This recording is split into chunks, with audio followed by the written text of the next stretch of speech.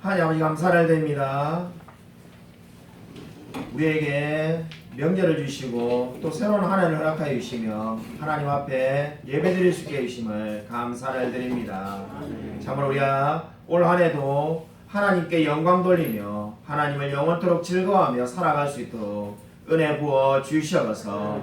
진정으로 우리의 모든 삶의 목적이 하나님께 있음을 고백드립니다. 이 예배 시간 가운데 하나님께서 임재하여 주시고 우리의 영혼을 어루만져 주시옵소서. 우리의 영혼이 진정으로 하나님만을 사랑하며 하나님께 모든 감사와 찬양을 올려드리기를 소원합니다. 주님께서 이 예배를 주관하여 주실 줄 믿사오며 살아계신 예수 그리스도의 이름으로 간절히 기도드립니다. 아멘. 사도신경 우리 신앙을 고백드립니다. 전능하사 천지를 만드신 하나님 아버지를 내가 믿사오며 그 외아들 우리 주 예수 그리스도를 믿사오니 이는 성령으로 잉태하사 동정녀 마리아에게 나시고 본디오 빌라도에게 고난을 받으사 십자가에 못 박혀 죽으시고 장사한 지 사흘 만에 죽은 자 가운데서 다시 살아나시며 하늘에 오르사 전능하신 하나님 우편한 자에 계시다가 죽은 자를 심판하러 오시리라. 성령을 믿사오며 거룩한 공예와 성도가 서로 교통하는 것과 죄를 사하여 주신 것과 몸이 다시 사는 것과 영원히 사는 것을 믿사옵나이다. 아멘. 교동문 시편 25편입니다. 찬송가 뒤에 있는 이 교동문을 찾지 마시고 구약성경 시편 25편입니다. 구약성경 시편 25편을 제가 이제 성경대 한 절 교독하겠습니다. 구약성경 819면에 있습니다. 구약성경 819쪽 시편 25편 1절부터 끝절까지를 제가 한 절 성경대 한 절 교독하도록 하겠습니다.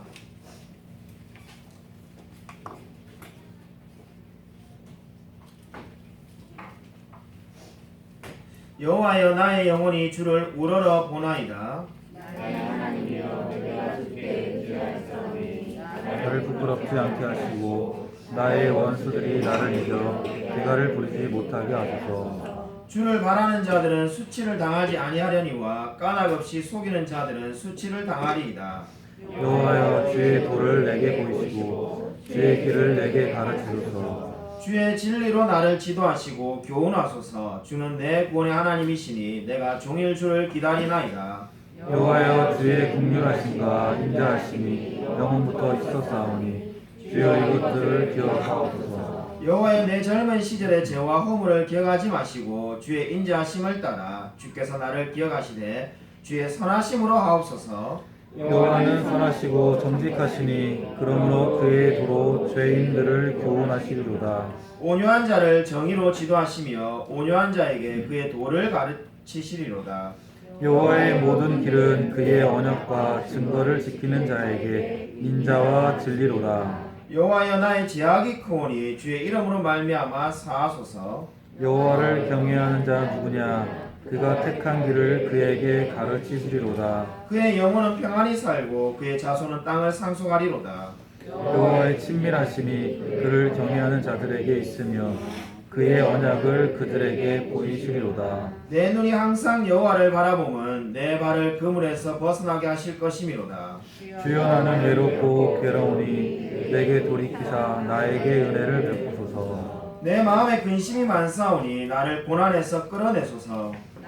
공고와 환난을 보시고 내 모든 죄를 사하소서. 내 원수를 보소서. 그들의 수가 많고 나를 심히 미워하나이다.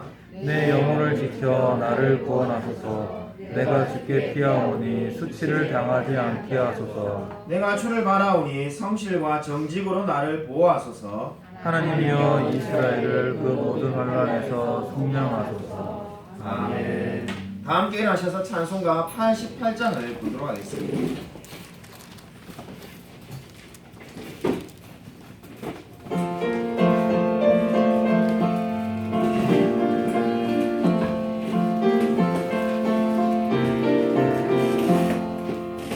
내 진정 사모하는 친구가 되시는 구주 예수님은 아름다워라. 산 밑에 백합화요 빛나는 새벽별 주님 영원할 길 아주 없도다. 내 맘이 아플 적에 그리로 내시며 나 외로울 때 좋은 친구라. 주는 저 산 밑에 백합 빛나는 새벽별 이 땅 위에 비길 것이 없도다. 내 맘의 모든 염려 이 세상 보람도 주님 항상 같이 하여 주시고 시험을 당할 때에 악마의 계교를 즉시 물리치사 나를 지키네. 온 세상 날 버려도 주 예수 안 버려 끝까지 나를 돌아보시니. 주는 저 산 밑에 백합 빛나는 새벽별 이 땅 위에 비길 것이 없도다. 내 맘을 다하여서 주님을 따르면 길이 나를 살아가리니. 물고기 두렵지 않고 창검도가 없네. 주는 높은 산성 내 방패시라. 내 영혼 먹이시는 그 은혜 누리고 나 친히 주를 뵙기 원하네. 주는 저 산 밑에 백합 빛나는 새벽별 이 땅 위에 미길 것이 없도다. 아멘. 다 앉아주시기 바랍니다. 제가 한번 기도드리겠습니다.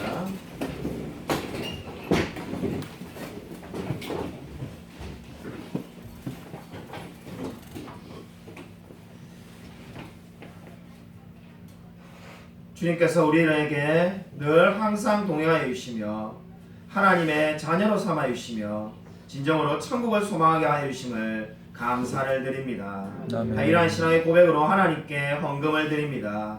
나의 나된 것은 오직 하나님의 은혜이며 우리에게 필요한 것은 하나님께서 정하신 표대를 향하여 달려가는 일인 줄로 믿습니다. 우리가 정말 하나님을 만나는 그날까지 늘 주님을 위하여 살아갈 수 있도록 은혜 부어 주시옵소서. 주님 바라옵기는 이 헌금이 하나님 나라의 확장과 아직 하나님을 알지 못하는 수많은 영혼들을 위하여 기이 사용될 수 있도록 은혜 부어 주시옵소서. 바라옵기는 2023년도 우리 성도님들의 삶 가운데 하나님이 함께하여 주시옵소서. 직장과 사업과 그 삶의 모든 순간순간마다 하나님께서 함께 하셔서 정말 하나님께서 늘 우리와 함께 하셨다는 간증이 넘쳐날 수 있도록 은혜 베풀어 주시옵소서. 정말 너희 중에 고난당하는 자가 있느냐 기도할지라라고 말씀하였습니다. 혹시 우리 가운데 어렵고 힘든 상황이 찾아왔다면은 정말 주님께 기도함으로 응답받을 수 있도록 역사하여 주시옵소서. 하나님 무엇보다도 우리 넘치는 교회 2023년에 중직자 선거가 있습니다. 하나님께서 함께 하셔서 하나님을 위하여 살아갈 자로 주님께서 세워 주시옵소서. 하나님 정말 진정으로 우리 교회가 부흥할 수 있도록 하나님 역사하여 주시옵소서. 주님께서 이 모든 기도 제목 가운데 함께하여 주실 줄 믿사오며 살아계신 예수 그리스도의 이름으로 간절히 기도드립니다. 아멘. 우리 옆에 있는 분들과 인사하도록 하겠습니다. 새해 복 많이 받으십시오. 이렇게 인사하도록 하겠습니다.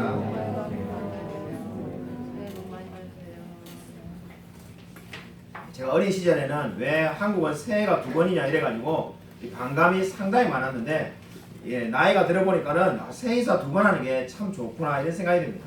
그래서 우리 새해 인사를 했는데 우리 다시 한번 인사하도록 하겠습니다. 뭐 크게 그죠? 우리 새해가 지난지 벌써 20일이 지났는데 뭔 새해 복 많이 받으시나 이렇게 생각하는 분도 한번 옆에 우리 새해 복 많이 받으십시오 이렇게 한번 인사하도록 하겠습니다. 새해 복 많이 받으십시오. 우리 안소영 집사님과 우리 이정희 성도님 이 부모님께서 오셔서 이렇게 예배를 참석하셨습니다. 우리 한번 다 같이 한번 환영의 박수 한번 하겠습니다.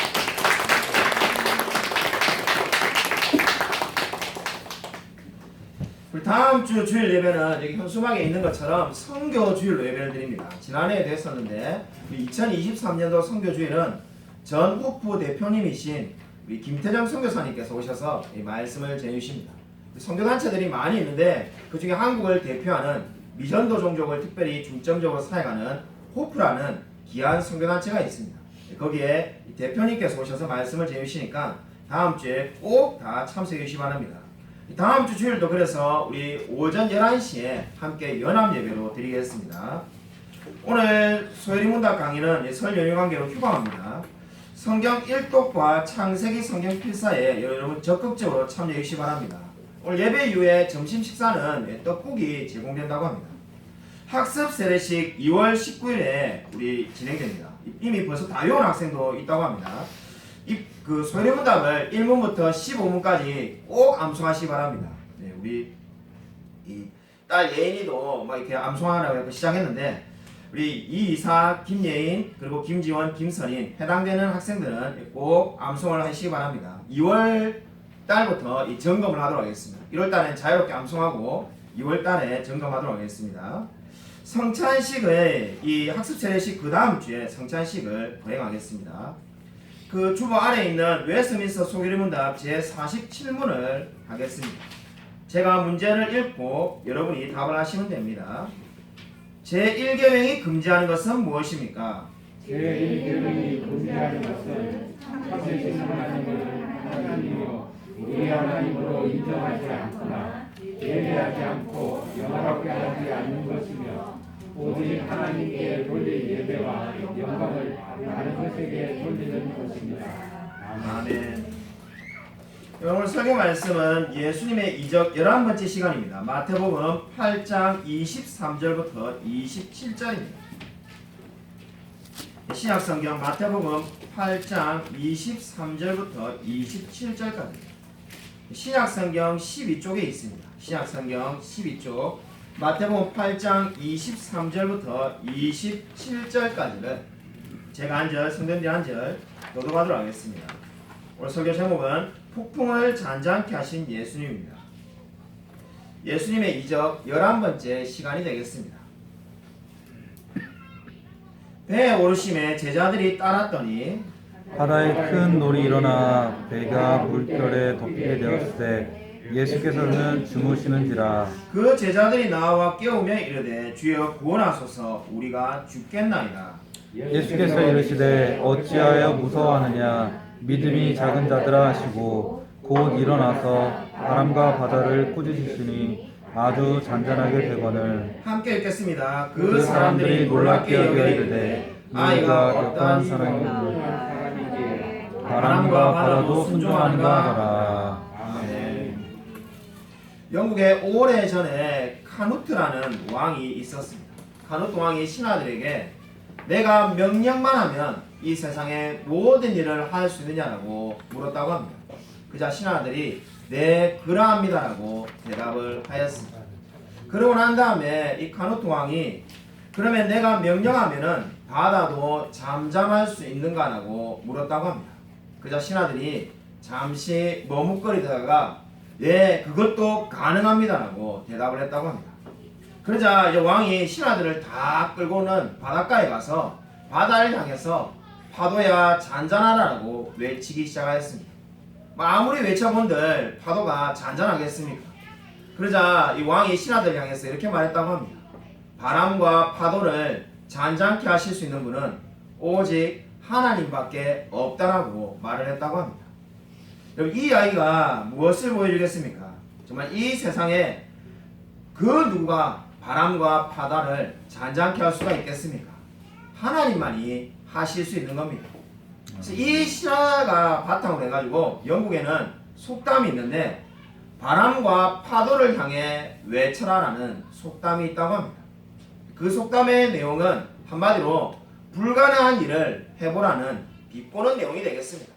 누군가 뭔가를 할 때 불가능하다는 생각이 들면은 차라리 바람과 파도를 향해서 외쳐라라고 말을 하는 겁니다. 근데 우리가 인간이 보기에는 불가능한 일이지만은 오늘 성경 말씀은 예수님께서 바로 그 일을 이적으로 이루셨다라고 성경은 말씀하고 있습니다. 오늘 말씀은 마태, 마가, 누가복음에 모두 나오는 말씀입니다. 그러니까 사복음서를 보면은 어떤 말씀은 마태복음에만 있고 어떤 말씀은 누가복음에만 있고 어떤 말씀은 모두 다 나오는 그러한 말씀이 있습니다. 오늘 말씀이 마태, 마가, 누가복음에 다 모두 나온다는 것은 마태와 마가와 누가가 이 사건에 큰 감동을 받았다는 것을 이야기하고 있는 겁니다. 예수님께서 오늘 말씀을 보시면은 제자와 함께 배를 타고 이동을 하는데 큰 물결이 덮쳤습니다. 제자들이 두려움에 떨면서 예수님을 깨우면서 이렇게 말하였습니다. 주여 구원하소서, 우리가 죽겠나이다. 이렇게 말하였습니다. 그때 예수님께서 뭐라고 말씀하셨습니까? 어찌하여 무서워하느냐라고 말을 하였습니다. 이 언뜻 보면은 예수님이 좀 지나치게 꾸짖었다는 생각이 들 수도 있습니다. 사람이 파도를 보고 폭풍을 보고 두려워하는 게 당연하지 않겠습니까? 만약에 지금 이 시간에 여기 지진이 일어나가지고 건물이 흔들린다면은 두려워하지 않을 사람이 누가 있겠습니까? 두려워하는 게 당연한데 예수님은 어찌하여 무서워하느냐라면서 제자들을 꾸짖으셨습니다. 여러분, 이 말씀은 무엇을 의미할까요? 예수님께서 지금 제자들을 꾸짖으신 것은 그들이 남자답게 용맹스럽게 행동하지 못했다라고 말을 하는 것이 결코 아닙니다. 지금 예수님께서 꾸짖으신 것은 이 예수님의 제자들이 마치 믿음이 없는 사람처럼 행동을 하였다는 겁니다. 분명히 우리가 다 알다시피 예수님의 제자들은 믿음이 있습니다. 근데 그 믿음이 있는 사람이 지금 이 폭풍을 보고 전혀 믿음이 없는 사람처럼 행동을 하였습니다. 그래서 예수님은 그 모습을 꾸짖으신 겁니다. 예수님의 제자들은 어떻게 살아야 되겠습니까? 당연한 말이지만 예수님을 닮아가야만 합니다. 근데 이 예수님의 제자들의 행동에는 전혀 주님의 모습이 지금 오늘 나타나 있지 않습니다. 여러분, 배를 탔을 때 한번 생각해 보십시오. 오늘 말씀을 보면은 그죠, 우리 말씀에 배를 탔을 때 아무런 그죠 설명이 없습니다. 당연히 배를 탔을 때 제자들이 안전하다 생각하고 배에 올랐습니다. 근데 여러분, 그 배에 오른 것이 그렇게 안전하게 오른 것이 지금 제자들이 두려워하는 것을 보면은 하나님의 말씀을 믿고 안전하다고 생각한 것이 아니라는 것을 알 수가 있습니다. 이 마태복음에 나오는 말씀과 동일한 말씀, 누가복음 8장의 22절을 보면은 예수님께서 이 배에 오르시면서 한 말을 누가는 기록을 하고 있습니다. 호수 건너편으로 건너가자라고 말씀하였습니다. 호수 저편으로 건너가자라고 성경에 분명히 기록되어 있습니다. 만약 예수님의 말씀을 믿었다면은 예수님께서 어떠한 일이 생기더라도 우리를 갈릴리 호수 이편에서 저편으로 건너가게 해주실 거라고 믿었어야만 합니다. 그 말씀을 듣고 배에 올랐을 때는 안전하다고 생각하다가 지금은 두려워하는 이유가 뭐겠습니까? 처음에는 이 배가 나무로 만든 배지만은 그좀 확률적으로 배가 잘 침몰하지 않으니까 안전하다고 생각하다가 폭풍이 닥친 보니까 배가 무너질까 걱정해서 두려워했던 겁니다. 한마디로 말해서 이 예수님의 제자들은 예수님의 말씀을 믿지 못한 겁니다. 호수 저편으로 건너가자라고 말씀하신 그 예수님께서 어떠한 경우든지 그렇게 이루실 거라는 그 말씀을 그들은 믿지를 못하였습니다. 더 놀라운 건 뭡니까? 이 예수님의 제자들은 예수님의 말씀만을 못 믿은 것이 아니라 예수님의 옆에 계시다는 것을 놓치고 있다는 겁니다. 예수님이 지금 옆에 계신데 이 예수님의 제자들은 어떻게 말을 하고 있습니까? 우리가 죽게 되었나이다 라고 말을 하였습니다. 우리가 상상을 해본다면 어떤 제자들은 소리를 지르고 어떤 제자들은 울는지도 모릅니다. 자기가 죽을 거라고 생각하니까 그저 눈물이 안 날 수가 없지 않겠습니까? 그러한 상황이 지금 된 데는 뭡니까? 예수님을 옆에 두고도 마치 예수님이 없는 것처럼 행동한 데 있습니다. 여러분, 히브리서 11장 6절에 이런 말씀이 있습니다. 제가 프린트물에 다 적어놓았습니다. 여러분, 주보 안에 있는 프린트물을 참고하시기 바랍니다. 히브리서 11장 6절을 우리 프린트물을 보시면서 같이 한번 읽겠습니다. 네, 시작. 믿음이 없이는 하나님을 기쁘시게 못하나니 하나님께 나아가는 자는 반드시 그가 계신 것과 또한 그가 자기를 찾는 자들에게 상 주시는 이심을 믿어야 할지니라. 아멘. 예수님의 제자들이 예수님을 옆에 두고도 마치 예수님이 없는 사람인 것처럼 행동을 했다고 말하였습니다. 근데 여러분들 믿음이 뭘까요? 왜 예수님이 제자들을 꾸짖었을까요? 어찌하여 무서워하냐면서. 여러분 믿는다는 게 뭘까요? 여러분 믿는다는 것은 히브리서 11장 6절이 이렇게 그 믿음을 해석합니다. 믿음을 이렇게 설명하는데 반드시 그가 계신 것과 또한 그가 자기를 찾는 자들에게 상 주시는 이심을 믿어야 한다는 겁니다. 저와 여러분이 예수님을 믿는다라고 말할 때는 거기에 반드시 뭐가 포함되어 있어야 된다는 겁니까? 그가 계신 것이라는, 한마디로 예수님이 계시다는 것을 믿어야 된다는 겁니다. 원어를 직역하면 그 의미를 더 분명하게 알 수가 있습니다. 그가 계신 것이라는 것은 그분께서 항상 존재하시는 분임을 믿어야 된다는 겁니다.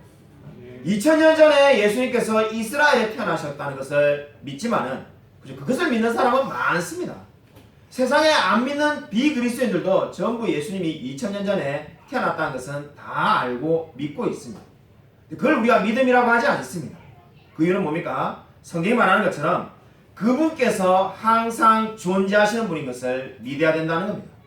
예수님이 단지 2000년 전에만 잠시 33년을 살다가 가신 분이 아니라 지금도 살아계시며 영원히 살아계신 분인 것을 믿는 것이 믿음인 줄로 믿으시기 바랍니다. 여러분, 저와 여러분이 가지고 있는 믿음이 바로 그와 같은 믿음입니다. 근데 안타깝게도 예수님의 제자들은 마치 예수님이 안 계신 것처럼 그들은 두려워하며 어찌할 줄을 몰라 하였습니다. 여러분, 예수님께서 여러분 어떻게 하셨습니까? 우리가 이미 이 예수님의 이적을 계속해서 살펴보고 있는데 38년 된 병자를 고치시고 손 마른 자를 고치시고 수많은 사람들을 고치셨습니다. 그러한 이적을 예수님의 제자들이 다 보았습니다. 그런데도 지금 어떻게 행동하고 있습니까? 이 예수님이 옆에 있지만은 우리가 죽지 않을까라고 염려하고 있습니다. 여러분, 히브리서 11장 6절을 찾은 김에 우리가 정말로 한 가지 더 기억해야 될 중요한 영적인 진리가 있습니다. 하나님은 자신을 어떻게 나타내십니까? 하나님은 스스로 계신 자라는 우리 잘 알려진 말씀이 있습니다. 영어로 말한다면 I am who I am. 나는 스스로 있는 자다. 근데 그 표현은 하나님이 자신을 나타낼 때 하는 말이 나는 스스로 계신 자라고 말을 하는 겁니다. 우리가 그렇게 말할 수가 없습니다. 그럼 우리가 해야 될 수 있는 고백이 뭡니까? 다르게 말한다면 하나님이 저와 여러분과 같은 피조물에게 영광 받고자 하는 그 표현이 뭡니까? 그게 바로 오늘 히브리서 11장 6절에 그가 계신 것이라는 말씀이 되겠습니다. 하나님은 항상 계신 분입니다라는 것은 저와 여러분이 하나님께 영광 돌려야 될 말씀입니다. 그러므로 하나님은 어떤 분이십니까? 스스로 존재하시고 항상 존재하시는 분인 줄로 믿으시기 바랍니다. 제 친구 목사님의 이야기입니다. 그 목사님의 자녀가 중학교 1학년 때 그 교회에 행사를 했다고 합니다. 지금 우리 교회도 성경 필사를 하고 1년에 성경 1독이라고 하는데 그 교회도 성경을 1독하자는 이제 이렇게 일종의 프로그램을 진행하였다고 합니다. 그래서 중학교 1학년인 딸에게 너도 성경을 이게 1독해라 해가지고 대단하지 않습니까? 중학교 1학년 때 여러분 몇 살 때 1독하셨는지 모르겠습니다만은 중학교 1학년인 딸이 정말로 성경을 1독했다고 합니다. 제가 이야기 들으면서 와 탄사가 나왔습니다. 저는 물론 뭐 대학생 때 6독을 하긴 했습니다만은 20살 때 1독을 했는데 중학교 1학년 때 1독을 한 겁니다. 근데 문제가 생겼습니다. 이 성경 1독을 하면은 좋아질 줄 알았는데 1독을 하고 난 딸에게 내가 성경을 읽어보니까 어떻느냐라고 목사님이 물었습니다. 그러자 그 딸이 한 말이 하나님이 살아계시지 않습니다. 이렇게 말한 거죠. 자기가 성경 읽어보니까 성경은 다 거짓말이고 성경은 다 진리가 아니다라고 말하면서 그날부터 불신자가 되었습니다. 교회는 이제 억지로 엄마 아빠 따라서 나오지만은 이 모든 말하는 것과 행동이 하나님은 없다라고 말하면서 행동을 하는 거죠. 교회 청년 중에 한 명이 신학교를 가겠다라고 하는 청년이 있었는데 이 목사님 딸이 성경 1독에서 이제 불신자가 되고 나니까 그 청년을 보고 신학교 가지 말라고 계속 말하는 거예요. 그러니까 왜 그렇게 하나 가만히 생각해 보니까 자신은 하나님이 없다라고 생각하니까 신학교 가는 사람만큼 어리석은 게 없는 거죠. 이게 세상에 하나님이 없는데 신학교는 가서 뭘 하겠느냐. 절대로 가지 말라면서 말리는 그런 사람이 되었다는 겁니다. 그래서 아직까지도 지금 이게 아직 회심을 하지 않았는데, 자, 그 이야기가 오늘 말씀을 보면서 떠올랐습니다. 그럼 진정으로 지금 이 예수의 제자들의 행동이 어떻다는 겁니까? 마치 믿음이 없는 사람처럼 그렇게 행동을 했다는 겁니다. 물론 제자는 믿음이 있습니다만은 이 사건만 놓고 보면은 전혀 하나님을 믿지 않는 사람인 것처럼 지금 행동을 한 것이 바로 예수님의 제자들이었습니다. 저와 여러분도 이와 같은 때가 있지 않습니까?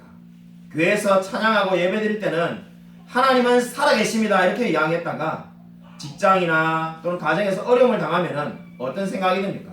마치 하나님이 살아계시지 않는 것처럼 행동할 때가 있지는 않았습니까? 여러분, 주님을 의지하시기 바랍니다.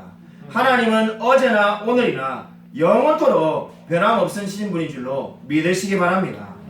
여러분, 예수님께서는 어찌하여 무서워하느냐는 그 말씀에 이어서 믿음이 작은 자들이라고 말씀하고 있습니다. 믿음이 작은 자들아. 그러니까 믿음이 없다라고 말하지 않았습니다.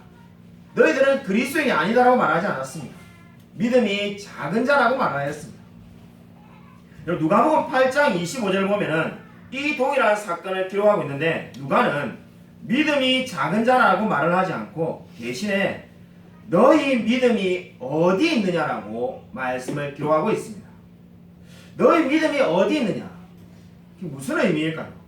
믿음이 여기 들어와 있다가 그저 어디에 뭐 이렇게 팔았다가 그저 우리 아이들이 그 유치원생들이 읽는 그저 이 옛날 그 동화책을 보면은 그저 토끼가 용왕을 만나서 간을 지상에다 놔두고 와가지고 간을 가지고 가야 된다 이렇게 말하는데, 그런 것처럼 믿음도 그저 우리가 집에 놔두놨다가 챙겨오기도 하고 그러한 의미가 아닙니다.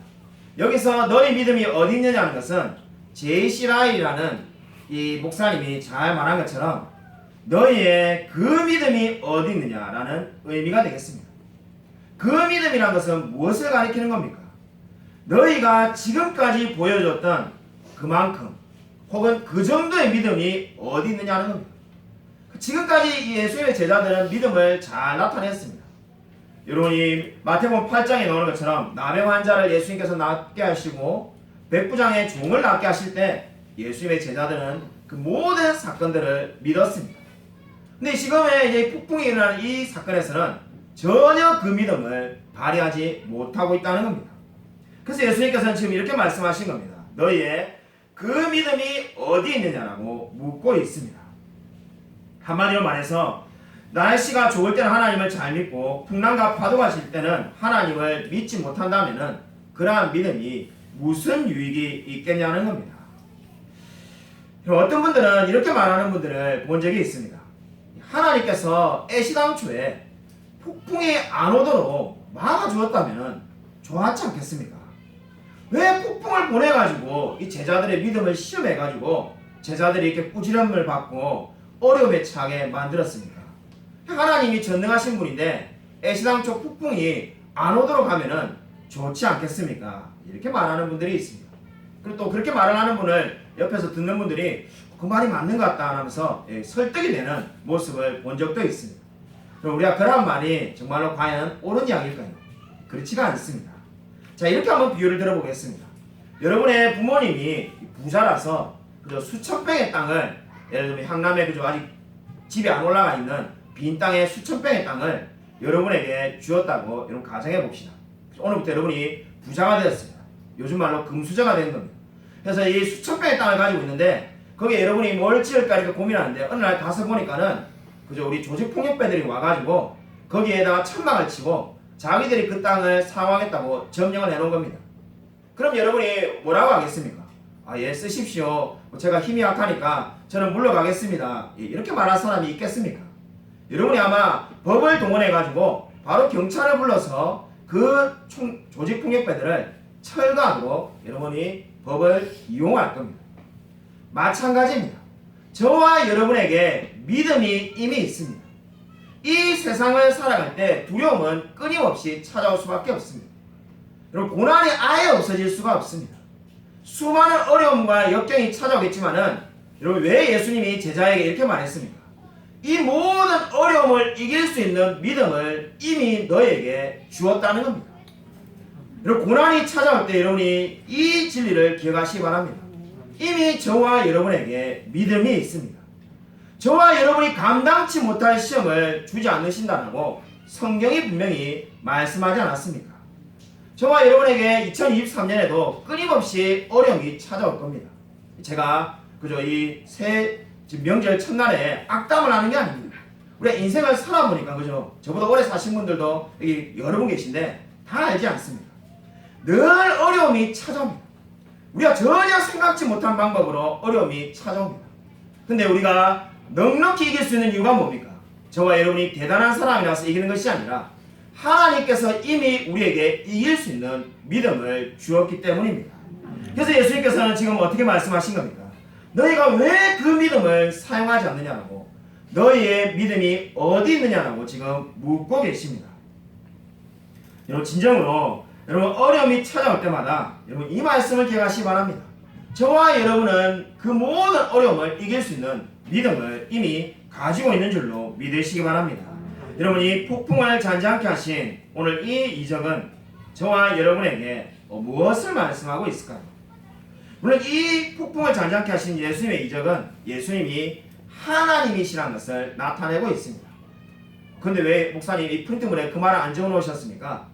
이 이적뿐만 아니라 모든 이적이 예수님이 하나님이심을 나타냅니다.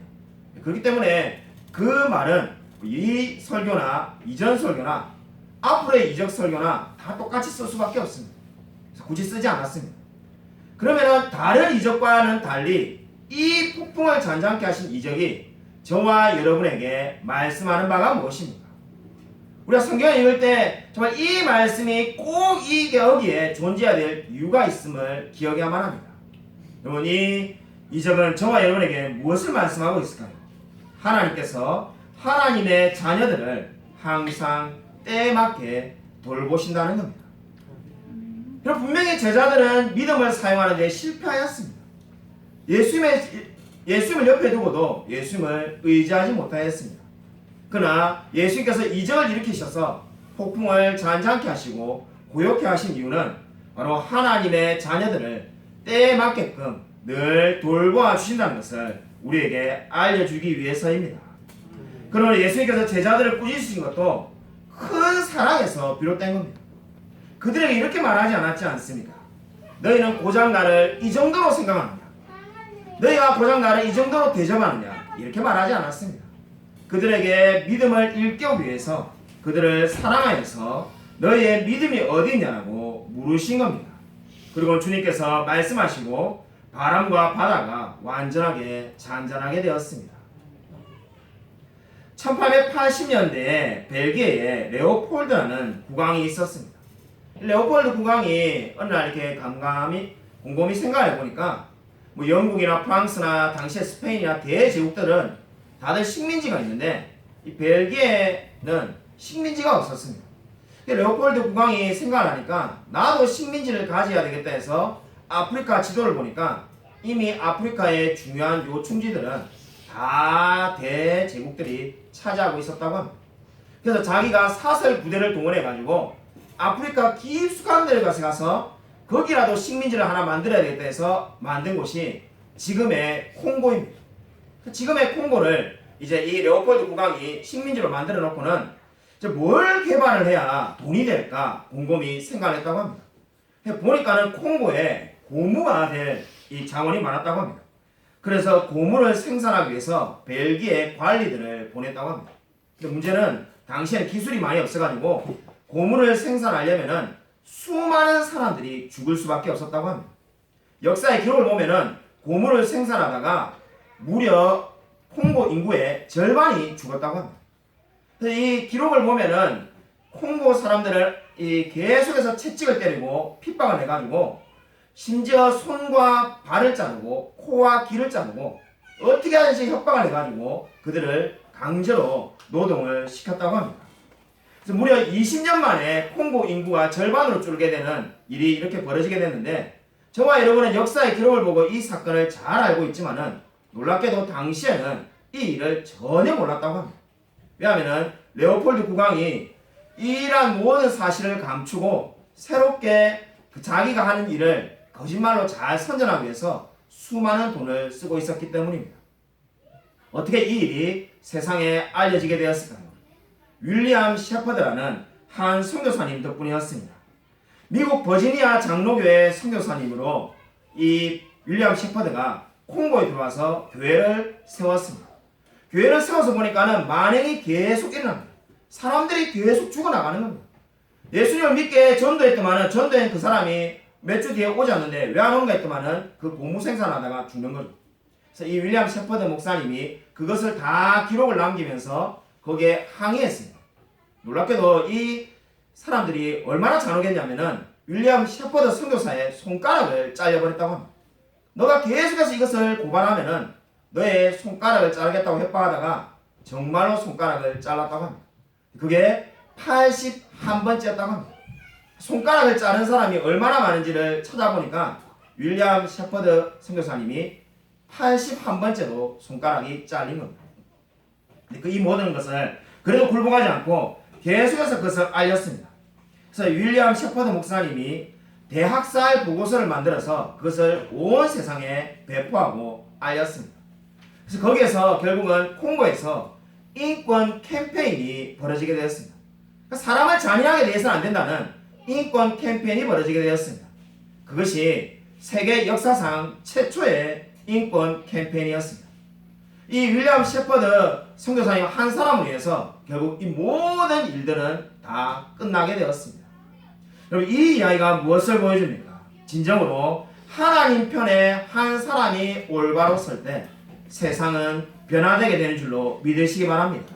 여러분, 정말 소수의 사람이 뭘 할 수 있겠는가? 우리가 이런 이야기들을 곧잘 합니다. 그래서 많은 다수가 세상을 움직이는 것처럼 보여질 때가 많습니다.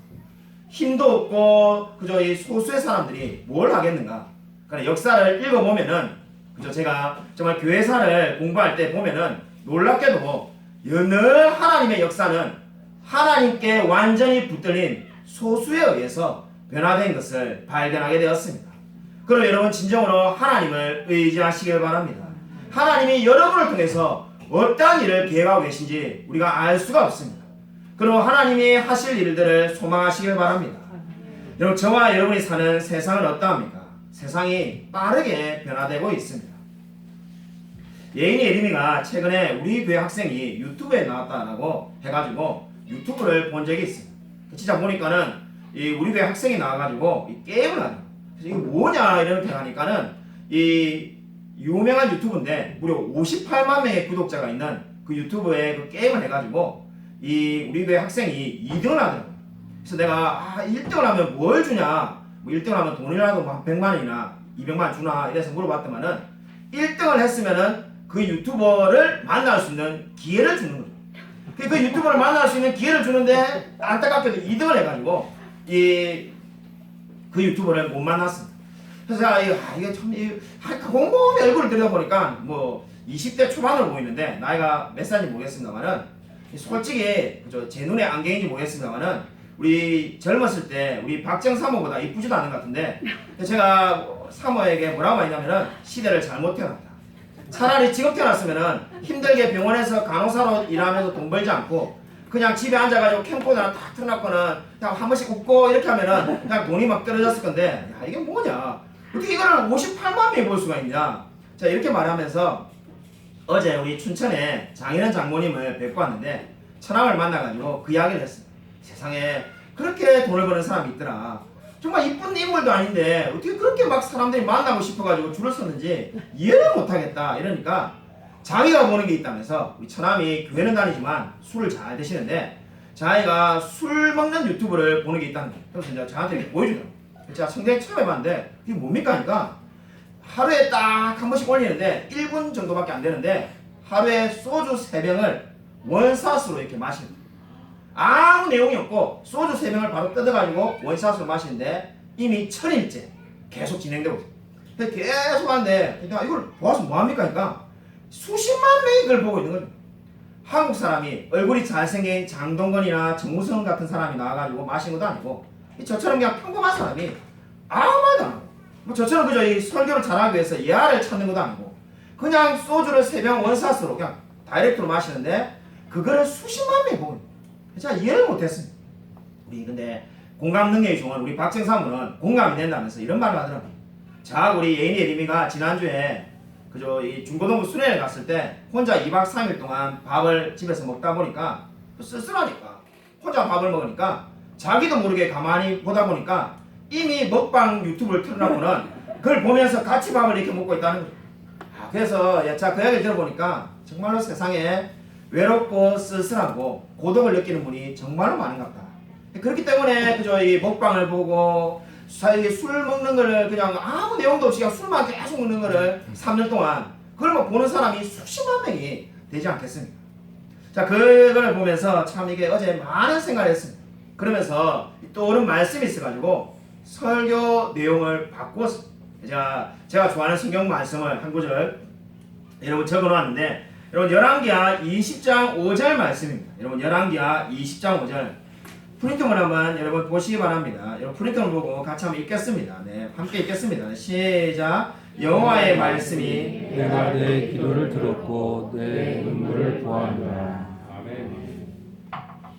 우리 마음 가운데 아마 어려움이 들 수도 있습니다. 인생을 살면서 눈물을 한 번도 흘려보지 않은 사람은 정말로 아무도 없을 겁니다. 앞으로 남은 인생 가운데 우리가 얼마나 울어야 되는지도 모릅니다. 외롭고 힘들고 고독하다면은 여러분 이 말씀을 기억하시기 바랍니다. 여러분 이 말씀이 무엇을 말합니까? 내가 내 기도를 들었고 내 눈물을 보았느니라. 하나님께서 저와 여러분의 기도를 들으셨고 우리의 눈물을 보고 계신 줄로 믿으시기 바랍니다. 정말 내가 골방에서 혼자 서글퍼서 울 때, 정말로 삶이 힘들고 어려워서 울 때 누가 나를 위로해 줄까? 바로 하나님께서 우리의 눈물을 보신다는 것을 기억하시기 바랍니다. 여러분 진정으로 이 말씀을 기억하시기 바랍니다. 여러분 이 말씀이 저와 여러분에게 진정한 위로를 줄 줄로 믿으시기 바랍니다. 여러분 많이 우는 사람이 가장 많이 복된 사람입니다. 여러분 우리가 인생을 살다 보면은 그저 굉장히 자조적인 단어인데 저도 흑수저입니다만은 흑수저라는 말이 유행하고 있습니다. 그러니까 아이들에게 물어보면은 정말로 다시 태어나면은 금수저로 태어나고 싶다고. 우리 애들도 맨날 우리 박정 사모 보고 왜 의사랑 결혼하지 않았냐고. 그럼 자기들 의사들이 된다 이래가지고 새로운 그저 개념인데 어떻게 의사랑 결혼하면은 자기들 의사들이 되는지 저는 제 머리는 잘 이해가 안 갑니다만은 그렇게 늘 말하는데 금수저가 되고 싶은 세상입니다. 근데 여러분 성경은 반대로 눈물을 흘린 자에게 복이 있다고 말합니다. 시편 56편 8절에 이런 말씀이 있습니다. 여러분 한번 같이 한번 읽겠습니다. 프린트물에 있습니다. 한번 같이 한번 읽겠습니다. 시작. 나의 유량을 주께서 계수하셨으니 나의 눈물을 주의 병에 담으소서. 이것이 주의 책에 기록되지 아니하였나이다. 나의 눈물을 주의 병에 담아달라고 기록하고 있습니다. 저와 여러분이 흘린 그 모든 눈물, 정말 삶이 힘들든 고달프든 아니면 어떤 어려움이 찾아와서 눈물을 흘리든지 간에 그 모든 눈물을 주님께서 보시고 주의 병에 담아두신 줄로 믿으시기 바랍니다. 여러분 2023년에 어려움이 많이 있을 수 있습니다.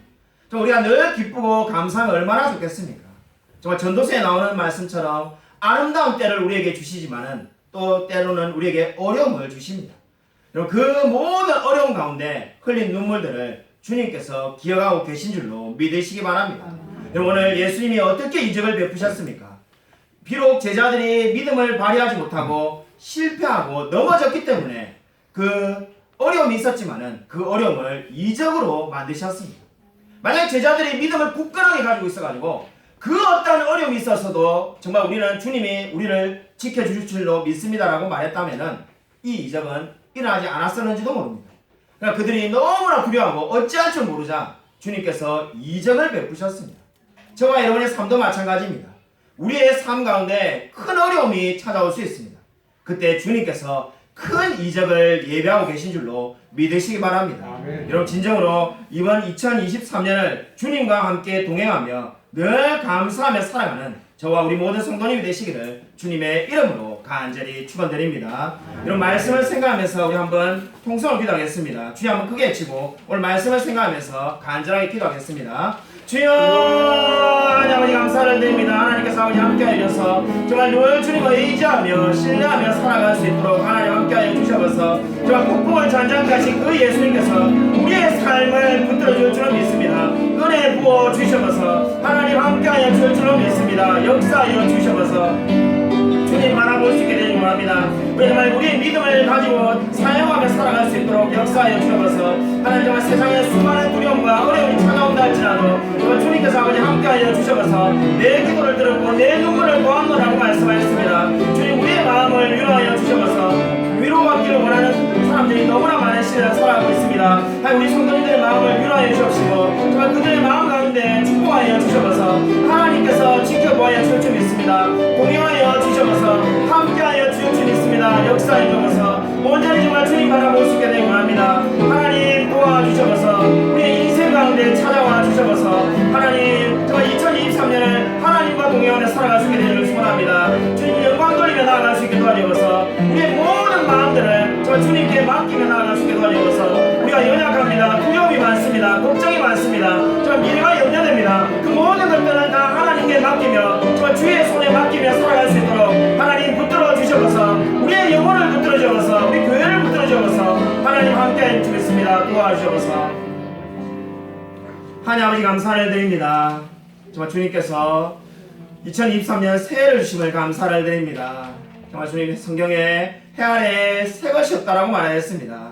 우리가 진정으로 하나님만을 의지하며 사는 것밖에는 우리에게 소망이 없음을 믿으며 늘 주님께 우리 모든 마음을 맡기며 감사하며 살아갈 수 있도록 은혜 베풀어 주셔서 하나님 2023년을 정말 하나님과 함께하는 그런 귀한 한 해 되어지기를 소원합니다. 주님께서 정말 새로운 마음을 결심을 하고 있는 우리 성도님들의 마음 가운데 주님께서 축복하여 주셔서 그래서 우리가 진정으로 더 믿음을 사용하며 더 하나님을 의지하며 더 주를 위해서 살아갈 수 있도록 역사하여 주셔서 하나님께서 우리의 힘들고 어렵고 지친 마음들을 늘 위로하여 주실 줄 믿사오며 살아계신 예수 그리스도 이름으로 간절히 기도드립니다. 아멘. 다 함께 나셔서 찬송가 413장 부른 이후에 제가 축도를 드림으로 예배를 마치겠습니다.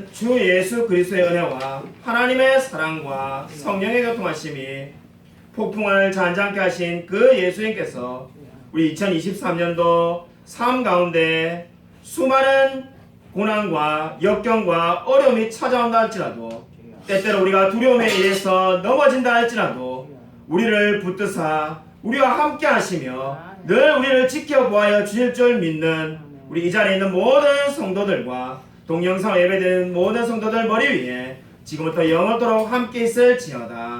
아멘.